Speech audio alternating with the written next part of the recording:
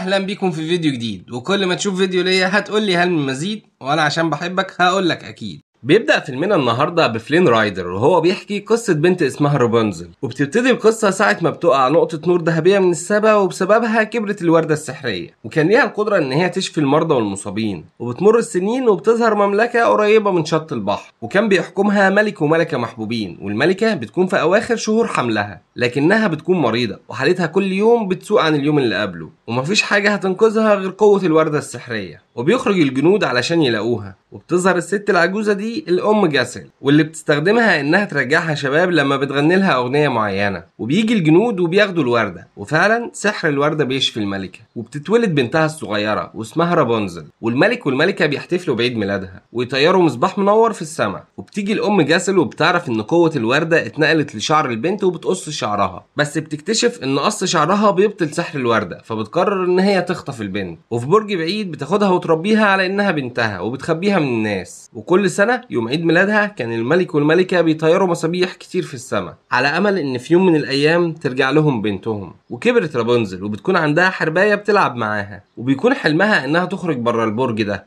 وتشوف المصابيح المضيئة. وبنروح هنا لفلين رايدر اللي بيسرق تاج من القصر الملكي وبيجري من الجنود، وبنرجع لرابنزل واللي بتنزل شعرها من البرج علشان تطلع مامتها. ولما بتطلعها بتطلب منها ان هي عاوزة تخرج من البرج لان بكرة عيد ميلادها ال18، وهي نفسها تشوف المصابيح المضيئة اللي بتظهر كل سنة في عيد ميلادها. بس مامتها بتقعد تخوفها من العالم بره البرج، وتقول لها ان العالم مليان وحوش وناس مش كويسه. وبترفض مامتها وتقول لها اوعي تفكري ان انت تخرجي من هنا تاني، وبتسيبها وتنزل. وبنروح لفلين وعصابته اللي بيجروا من الجنود، بس هو بيخونهم وبياخد التاج ويهرب، وبيفضل يجري ويهرب لحد ما بيلاقي نفسه فوق الحصان ده، والحصان بيبقى عاوز ياخد التاج منه وبيفضل يطارده لحد ما فلين بياخد التاج ويهرب منه، وبيلاقي نفسه قدام البرج وبيتشعبط ويطلع فيه. بس رابنزل بتشوفه وبتضربه على دماغه بالطاسه وبيغمى عليه، وهي بتاخده تخبيه جوه الدولاب وتقفل عليه. وبتكون مبسوطه ان هي قدرت تحمي نفسها مش زي ما مامتها فاكره. وبترجع مامتها من بره وبتتكلم رابنزل في موضوع الخروج، بس مامتها بتزعلها جامد فبتخاف وبتقرر ان هي ما تقولهاش على اللي في الدولاب. فبتطلب منها رابنزل تروح تجيب لها حاجات معينه، بس المشوار ده هياخد 3 ايام، وتقول لها ما تقلقيش وانها في امان طول ما هي في البرج.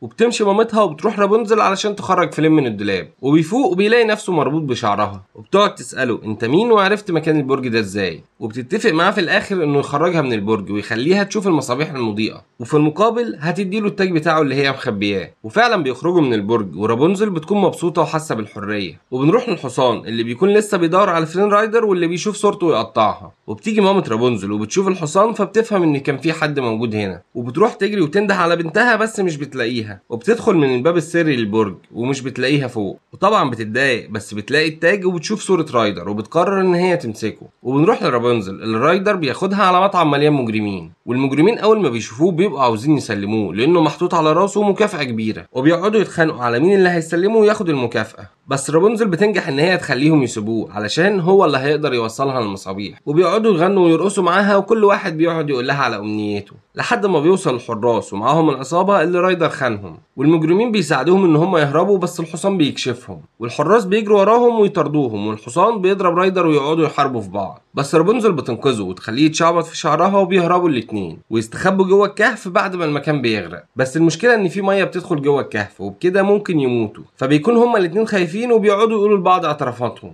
ورايدر بيقول لها ان اسمه الحقيقي يوجين، وهي بتقول له ان عندها شعر سحري، وبتجيلها فكرة وتبدأ تغني وشعرها بيبدأ يلمع ويبرق في الضلمة، وبيعرفوا منه الطريق اللي هيهربوا منه. ويوجين بيكون منبهر ومش فاهم اي حاجة. وبنرجع لمامتها اللي بتروح للمجرمين اللي خانهم يوجين وبتقول لهم التاج اهو، بس اللي احلى من التاج الانتقام من رايدر. وبنروح ليوجين اللي ايده بتكون متعوره، ورابنزل بتعالجه بشعرها المسحور، وبتقول له ان شعرها مجرد ما بيتقص بيفقد لونه وبيفقد قوته، وهي علشان كده عمرها ما نزلت من البرج. وبيقعدوا يرغوا مع بعض هما الاتنين، ويوجين بيقعد يحكي لها على مغامراته. وبنلاحظ في الوقت ده ان السناره غمزت وبداوا يعجبوا ببعض، وبيروح يوجين علشان يجيب حطب، وفي نفس الوقت بتيجي مامتها وبتحضنها وتقول لها قلقتيني عليكي، وبتطلب منها انها ترجع معاها البرج، بس هي بترفض انها ترجع. ومامتها بتقول لها ان يوجين مش بيحبها وانه بيعمل كل ده علشان التاج مش اكتر، ولما ياخد التاج هيسيبك ويمشي وان كل ده وهم. وبتديها التاج وبتسيبها بتمشي، وبتقف رابنزل وتفكر في كلامها. وبيجي يوجين ومامتها بتكون مراقباهم من بعيد، ومعاها العصابة اللي بيكرهوا يوجين، وبيناموا. وتاني يوم بيصحى يوجين على وش الحصان اللي مش بيحبه. بس رابنزل بتحاول تهديه وتوقفه، وفعلا اول ما بيشوفها بيهدى وبتصالحهم على بعض وبتخلي الحصان يوصلهم كمان. وبيوصلوا المدينه والبنات الصغيره دي بيقعدوا يلموا شعر رابنزل وبتقعد تلعب معاهم وبتكون فرحانه قوي. وبيكون في لوحه كبيره فيها صوره الملك والملكه وبنتهم، ورابنزل بتقعد ترقص مع الاطفال في الشارع. ويوجين بياخدها على مركب علشان تتفرج على المصابيح. وبيكون الملك حزين على ان مر 18 سنه وبنته لسه ما رجعتش، بس رابنزل بتكون مبسوطه انها حققت امنيتها وقدرت تشوف المصابيح على الحقيقه. وبتفرح اكتر لما يوجين بيجيب لها مصباحين يطيروهم هما الاتنين مع بعض، وبتقول له ان معاها التاج وممكن تديهوله. ويوجين بيشوف العصابه على الشط فبيقرر ان هو ياخد التاج علشان يديهولهم، وبيقول لها انها تستناه هنا وانه هيصلح كل حاجه ويرجع لها. ولما بيروح لهم بيقولوا ان هم ما بقوش عايزين التاج وانهم عاوزين البنت اللي عندها شعر سحري. ورابنزل بتكون قاعده قلقانه ان يكون كلام مامتها صح وانه يمشي ويسيبها. وبيجي المجرمين ويقولوا لها ان هو خد التاج وهرب، وهي مش بتصدقهم بس هم بيفرجوها عليه وهو راكب القارب وبيهرب. وكانوا خلاص هيخطفوها بس بتيجي مامتها وتنقذها، قال يعني مش هي اللي متفقه معاهم. وبتقرر رابنزل انها ترجع مع مامتها للبرج،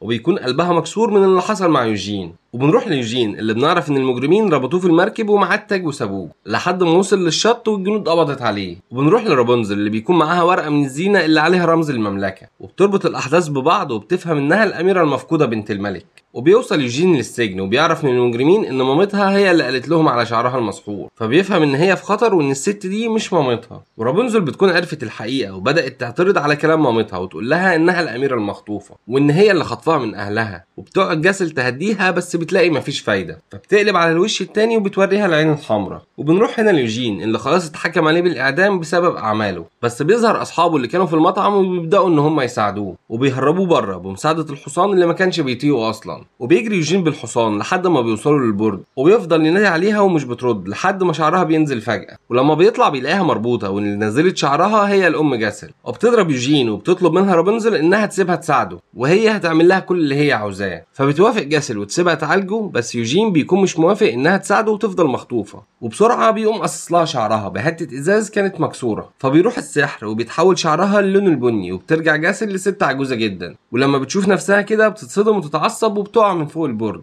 ورابنزل بتحاول تساعد يوجين ومش بتعرف وبتقعد تعيط، بس لما دموعها بتنزل عليه بيشتغل السحر وبيتشفي يوجين وبياخدها وبيروحوا للملك والملكة اللي بيكونوا فرحانين جدا برجوعها. والمملكة كلها بتحتفل برجوع الأميرة المفقودة، وبيتجوز يوجين ورابنزل في وسط فرحة المملكة كلها. ده وصلت لنهاية فيلمنا، يبقى حبيتنا ولازم تشترك عندنا، وعيلة في كلمة ونص هتزيد بيك 1. وما تنساش تفعل الجرس علشان يظهر لك الفيديوهات بتاعتنا أول بأول.